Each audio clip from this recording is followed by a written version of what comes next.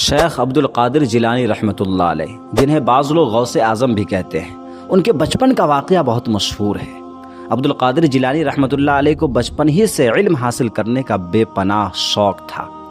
آپ نے اپنی شروعاتی تعلیم کو اپنے ہی گاؤں جیلان میں حاصل کیا، لیکن پڑھنے کا اتنا شوق تھا کہ پڑھنے کے لیے کہیں بھی جا سکتے تھے، لہٰذا اعلیٰ تعلیم حاصل کرنے کے لیے بغداد جانے کا فیصلہ کیا۔ بغداد اس زمانے میں پوری دنیا کا سب سے بہترین جگہ تھی، جو کہ اسلام، سائنس، میڈیکل غرض کے ہر قسم کی تعلیم وہاں دی جاتی تھی۔ چونکہ اس زمانے میں گاڑیاں اور موٹر کاریں وغیرہ نہ تھیں، اس لیے لوگ قافلوں کی صورت میں پیدل ہی سفر کیا کرتے تھے، لہٰذا آپ کی والدہ نے آپ کو بھی بغداد جانے والے ایک قافلے کے ساتھ کر دیا۔ سفر پر روانہ ہونے سے پہلے آپ کی والدہ نے آپ کو کچھ خوراک اور 40 اشرفیہ گزر بسر کرنے کے لیے دے دیا۔ اس زمانے میں قافلے پر ڈاکو وغیرہ کی طرف سے حملے کا خطرہ ہمیشہ لگا رہتا تھا۔ قافلے والے بھی ہمیشہ اس بات سے ڈرتے تھے کہ کہیں کوئی ڈاکو قافلہ پر حملہ نہ کر دے، اسی لیے آپ کی والدہ نے قمیص کی تہ میں یہ اشرفیہ سی دی تھی تاکہ یہ محفوظ رہے۔ اور چلتے وقت آپ کی ماں نے آپ کو یہ خاص نصیحت کی تھی کہ بیٹا ہمیشہ سچ بولنا اور جھوٹ کے قریب مت جانا۔ آپ نے ماں کی اس نصیحت کو غور سے سنا اور سفر پر روانہ ہو گئے۔ قافلے والے کو اس بات کا بھی ڈر تھا کہ کہیں ڈاکو ان پر حملہ نہ کر دے۔ آخر وہی ہوا جس کا ڈر تھا۔ قافلے نے ابھی سفر کی 2 منزلیں ہی طے کی تھی کہ ڈاکوؤں نے حملہ کر دیا۔ تمام قافلے میں افراتفری اور بھگدڑ مچ گئی اور ڈاکوؤں نے قافلہ کو لوٹ لیا۔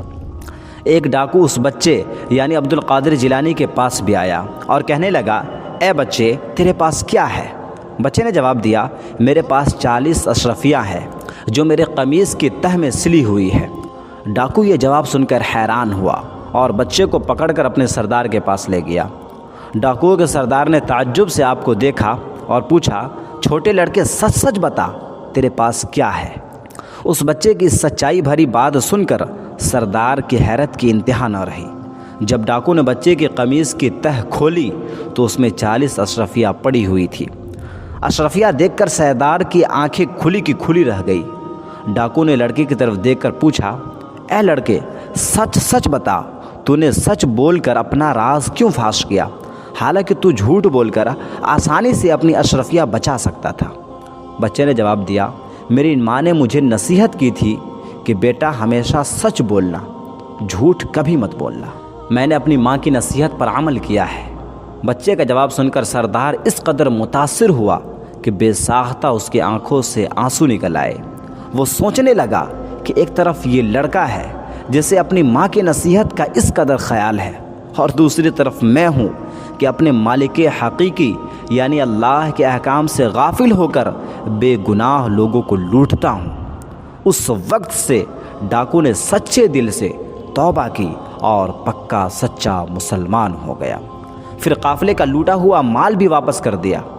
اس چھوٹے بچے کے صرف ایک سچ بولنے کی وجہ سے اس کی اشرفیہ بھی اس کو واپس مل گئی، سارے قافلے کا سامان بھی اس کو واپس مل گیا، اور ڈاکوؤں نے بھی ڈاکو گیری کرنا چھوڑ دیا۔